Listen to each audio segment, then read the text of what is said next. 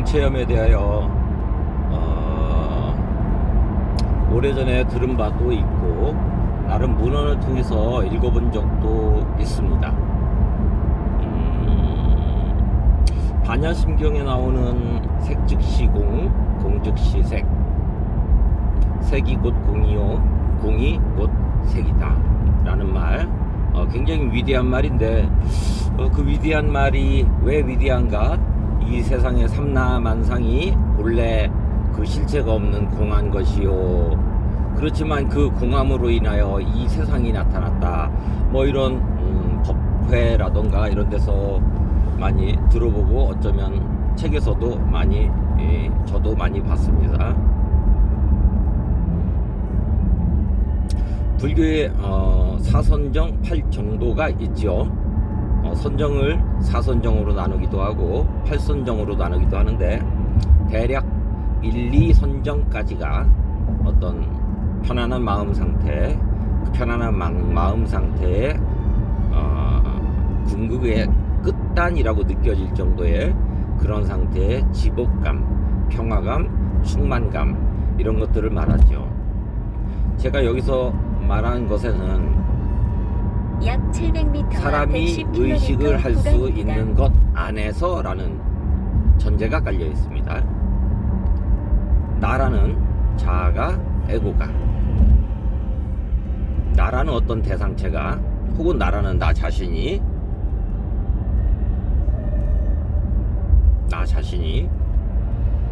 느낄 수 있는, 내가 인지할 수 있는, 즉 인지해서 어느 정도 설명으로 할 수 있는 부분까지가 이선정이 되겠고요. 그 나머지부터 어떤 시원의 세계까지, 무의식의 세계 혹은 의식 너머의 세계라고 얘기를 하기도 합니다.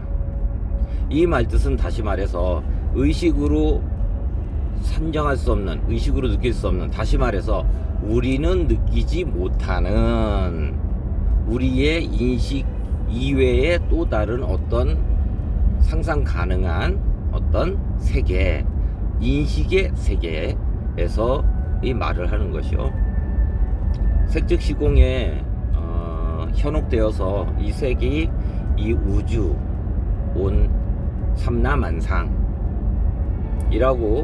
표현을 한다면 상당히 왜곡되게 받아들일 수 있지만, 이 색이라는 말 자체가 색수상행식에서 이 뇌에 인식되는, 즉 우리의 의지로 알게 되는 이 세계, 다시 말해서 인간의 의식, 보통이고 보편적이고 평범한 이 의식, 말을 하고 사물을 인지하고 생각을 하고 판단을 하고 어떤 생활을 영위할 수 있는 이런 것에 기초가 되는 뇌 속의 의식, 이 부분을 색이라고 보고, 공이라 하면 이 의식 세계 이전, 생명은 있으나 누구나 태어났을 때나 태아 상태나 아니면 영아기 상태 때는 의식이 없죠. 의식이 없다 보니 기억이 없죠. 기억이 없다 보니 우리는 그때 일을 알 수가 없죠. 분명히 우리는 태어나서 영아기, 유아기, 청소년기 뭐 이런 식으로 살아왔는데도 불구하고 한 6개월, 1년? 거의 기억이 없습니다. 110km 고정형 이동식 인간이 기억할 수 있는 것의 특징은 말을 할 수 있음으로써 그때부터 의식 속에 어떤 이루어진 행위들이 저장 형태로 나타나서 우리의 기억이 되고, 그 기억이 또 다른 기억과 맞물려서 우리가 생각하는 방식, 행동하는 양식, 말하는 방식, 표정, 심지어 그 사람이 미래에 갖게 될 질병까지도 어쩌면 조절한다 라고 가능한 상상을 한번 해볼 수도 있습니다. 이렇듯 우리는 분명히 살았으나 그때 일을 기억할 수 없는, 어느 누구도 기억하지 못합니다. 기억할 수 없는 그때의 의식 상태, 아이를 보면 쉽게 알 수 있겠죠. 아이의 의식 상태, 커서 물어보면 모릅니다. 저도 기억이 나지 않습니다. 인지된 것들, 그때는 아기 때는 인지된 것들이 분명히 뇌에 들어가서 작용을 했을 텐데, 인식의 상태로 들어갔을 텐데, 그 인식이 우리가 생각할 수 있는 이런 현재 상태에서 의식적으로 말하고 행동하고 생각할 수 있는 이런 의식과는 다르다. 어떻게 보면 분화되기 전의 의식이다. 어떻게 보면 우리의 생각은 다양한 방면으로 수천만 가지로 생각을 할 수가 있죠. 그렇지만 아기 때는 그것이 거의 불가능했겠죠. 잘 생각해보면 오히려 사람은 나이를 먹으면서 어느 정도 사회와 접하면서 성장을 하면서 무언가를 습득하면서 감정적으로, 정신적으로, 의식적으로 습득을 하면서 감정 자체도 세분화되고 세련되고 분화되고, 아주 단순한 예로 어렸을 때 느끼는 그 부모나 형제, 주변 사람에게 대한 느끼는 사랑이란 감정과 사춘기를 지나면서 우리가 학습된 방식과 우리의 몸에서 출현된 사춘기의 성징과 이런 특징과 맞물러져서 남녀 간의 사랑이라는 또 다른 사랑 개념을 또 하나 창출하게 되죠. 자기도 모르게 그 나이가 되면 그런 감정을 갖고 그런 관심을 갖게 되지요. 어떻게 보면 자연스럽고 어떻게 보면 학습된 것이고 둘 다 말이 되죠. 이런 것처럼 나이를 먹어가면서 단순한 예를 들었습니다만 사실은 태어나면서 죽을 때까지 의식은 끝없이 분화해서 좀 더 많은 가지수를 가지게 됩니다. 자, 역으로 태어나서 3개월에서 6개월이라고 칩시다. 그때는 무엇을 해도 예를 들어 아기가 방긋 웃었다. 그것은 엄마의 표정을 보고 따라하는 것이죠.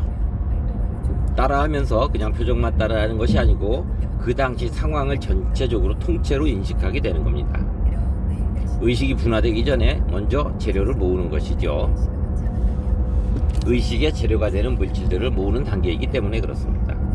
이런 상태, 인식할 수는 없고 그렇다고 해서 다양한 감정으로 분화되기 전, 어떻게 보면 원시적으로 하나로 뭉쳐진, 마치 빅뱅 이론에서 말하는 거대한 한 점처럼 인간의 의식과 다양한 감정, 모든 것들이 하나의 응축된 형태의 원시적인 감정 상태, 원시적인 의식 상태, 우리 보통 이렇게 얼러트하게 깨어있는 이런 컨셔스니스 상태의 의식이 아닌 그 전 단계의 무의식에 가까운 어떠한 의식 상태,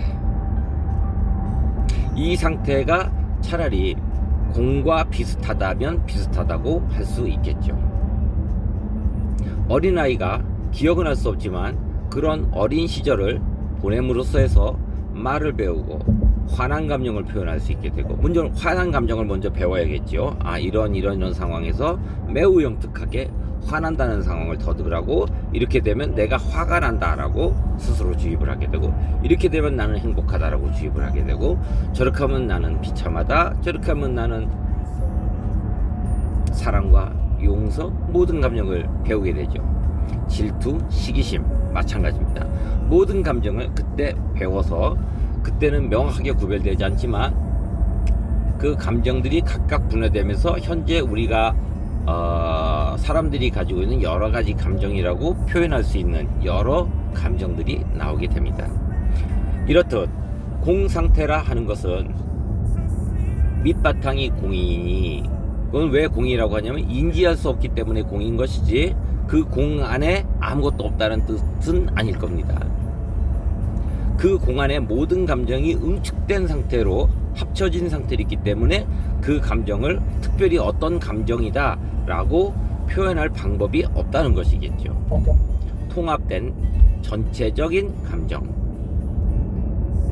모든 인지 행동의 근원이 될 수 있고 모든 의식 활동의 기본이 될 수 있는 그 모든 비료와 같은 대지 토양과 같은 어떠한 것이 어떠한 감정이 뻗어나와도 거기서 허락된 공의 상태에서 허락되지 않은 감정은 나오지 않는, 이런 표현이 되면 공에 대한 말이 이상해집니다만 어쨌든 말을 하다 보니 그렇게 됐습니다.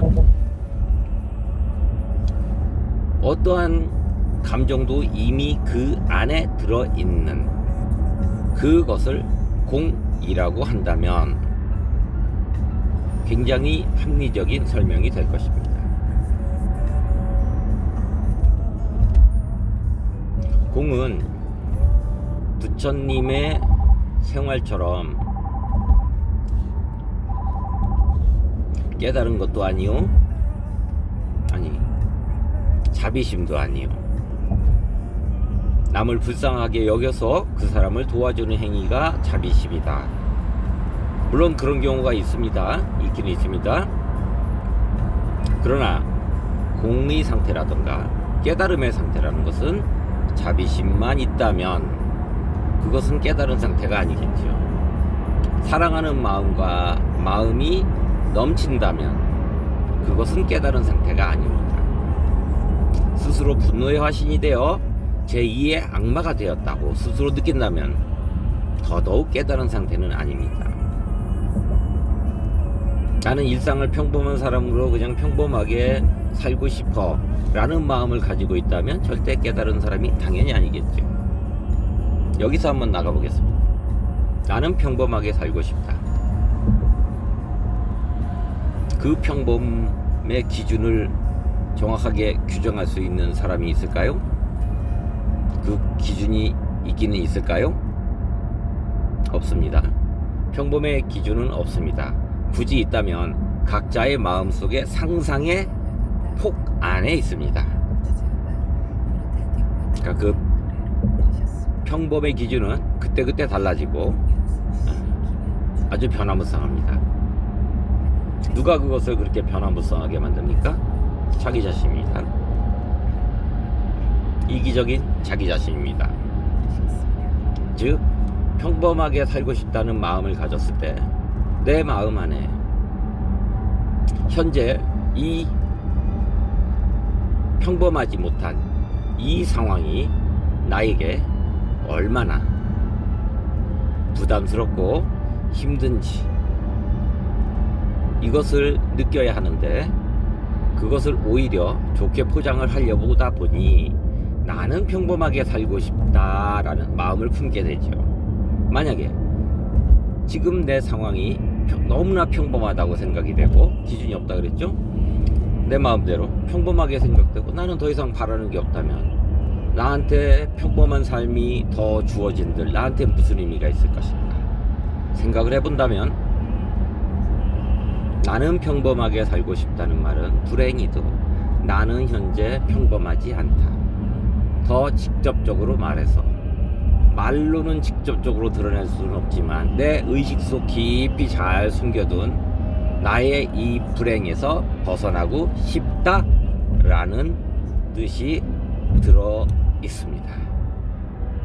이것을 인정할 수 있다면, 그것도 인정하는 데서 어떤 감정적인 장막, 벽, 결계, 교묘한 눈가림, 투명한 망토 같은 어떤 이런 잡다한 아주 이분하지 못한 평범하지 못한 그런 감정에 의해서 이런 생각이 지배되면서 나는 평범하지 않다 라는 것을 인정한다면, 그것은 또 다른 평범함을 향한 이중적인 자기 모습을 약 700m 앞 110km 드러내고 있구나라고 고정형 이동식 단속 인지 지점입니다. 하면 좋겠는데 사람 마음이 그렇게 뜻대로 되지 않죠.